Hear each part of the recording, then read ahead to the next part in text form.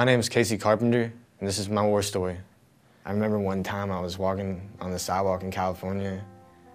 My family was mad at me. I got kicked out there too. And I just remember this point where I just looked up at God and I said, I hate you.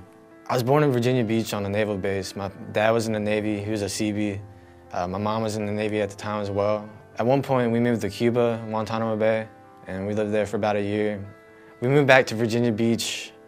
I was about 5 years old. My father would always go overseas. While he was overseas, my brother and I, we'd kind of run wild through the neighborhoods and kind of act out because we missed our father. And then my dad, he started drinking a lot when he'd come home from being stationed overseas. And he'd kind of black out, and he'd start hitting us and abusing us a little bit. And it kind of affected me a lot. I'd run away.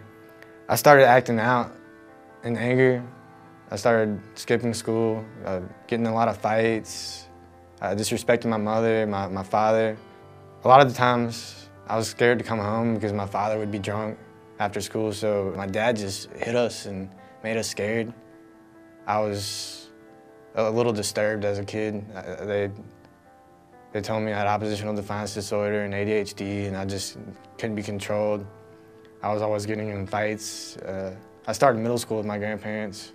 And that year I joined the wrestling team, which really helped my anger because I could throw people around on the mat and not get in trouble. I really loved God at one point, but my mentor, he just turned me away from God when he started stalking me, he started molesting me. It made me so mad that God could allow things to happen. I've always believed in God. It made me hate him, and it made me hate my family because my family didn't listen to me. They thought I was just trying to get away with something like I used to do, but they didn't really see there was a problem going on. You couldn't keep me at home anymore. I was always on the run, not from the police, just I wanted to do my own thing. And when I did come home, I was violent towards my family, my brother, my grandmother, my grandfather. I would hit them, and I was kicked out of my house because my family couldn't deal with me. And I ended up moving to California. I moved in with my parents. It opened me up to a lot of new things I never tried. At a party, I remember my friend doing ecstasy one night, and I tried it. And it just blew my mind away and opened me up to just a whole world of things I didn't want to be involved with, but it sucked me in.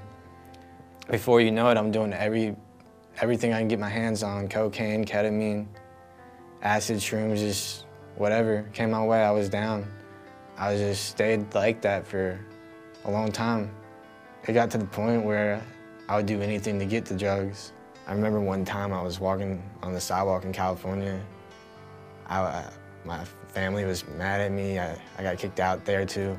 And I just remember this point where I just looked up at God and I said, I hate you. That was when I really felt like I was the lowest, because I knew that I was so far gone. I felt like I was going to hell. I felt like a fallen angel. I realized I had to get away though. So I flew back to Virginia and tried to start my life back over, but I had a problem on the inside of me, and I just couldn't get away from it. I couldn't get away from myself because it was just stuck with me. And I decided to go out into the neighborhood to steal cars so I could make money for my rent and possibly buy some drugs when I got home. I had a hammer, and I was walking around busting people's windows out. The police chased me, got away from them. They found me the next morning. They told me I needed to join the military. They wouldn't press charges on me if I did. So I went to enlist with the Air Force. So I started living with my parents until I was supposed to leave for basic training, and I was drinking with my father one night. My dad went downstairs, I was upstairs, and for some reason I started beating his Dalmatian puppy, and he came back upstairs and he told me to stop. And I yelled at him and told him he didn't stop beating me when I was a little kid. And we got into just this argument, and it got really heated. He told me to leave the house. I went downstairs and was packing my stuff up, and he came downstairs and he came into the room, and I felt threatened, and I pulled a knife out on him and I held it up to him. And the police came and they arrested me, and I resisted arrest. They took me to jail. That was my first night in jail.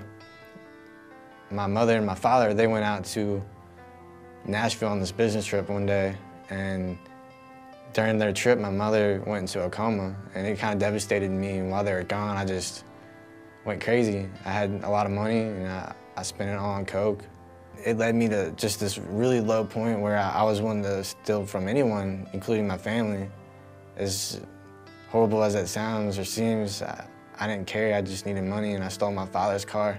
I was in a high-speed chase from Shelby County to Tipton County. I got on this country road. I was going about 80 miles per hour on this turn, and the car flipped sideways, and I slid right through the woods, completely totaled the car. I was so blessed to be alive because those trees were just zooming right by, and just nothing hit me. And they came and dragged me up out of the car, took me to jail. That next day, when I sobered up, woke up, I felt completely and totally terrible. I was cut off. I tried to call my family, nobody would answer. The court, they offered me to go to a 28-day rehab, and I really started thinking about Jesus and Christ because I believed in him and I wanted to live for him. My counselor found Warrior Center, and he knew about my desire to live for God, and he told me that this discipleship program, so I decided to go there. God really opened me up from the inside out, and he changed my heart. He revealed to me that I wasn't too far gone, that I was covered by his grace. He showed me his love. He showed me I could trust people, once again, trust Christians. The people at the center, they really showed that they cared, and they earned their trust with me. I got to see this new picture of life that I'd never seen before, that I could do things that were good and right and have fun and enjoy myself. And God gave me this purpose where I feel like I've been on a mission ever since I've been saved, to trust in God and know that what he's doing in my life is he has plans for it, and to just keep having that basic, simple faith. My graduation experience was incredible because it brought my family back together. They could see that God really did things in my life, and they could see that I was just this completely different person from who I used to be. It healed my relationship with my family and my father and my grandfather. It restored us. That was an amazing, amazing gift. And since then, I went on a discipleship walk, spent time in prayer and asked God what he wanted me to do with my life. And so I was just waiting on God in this prayer on this discipleship walk, and I remember all these airplanes going through my head. So from that moment on, I decided I wanted to go to aircraft mechanic school. And as soon as I got back from the walk, my school was completely paid for, my toolbox was provided.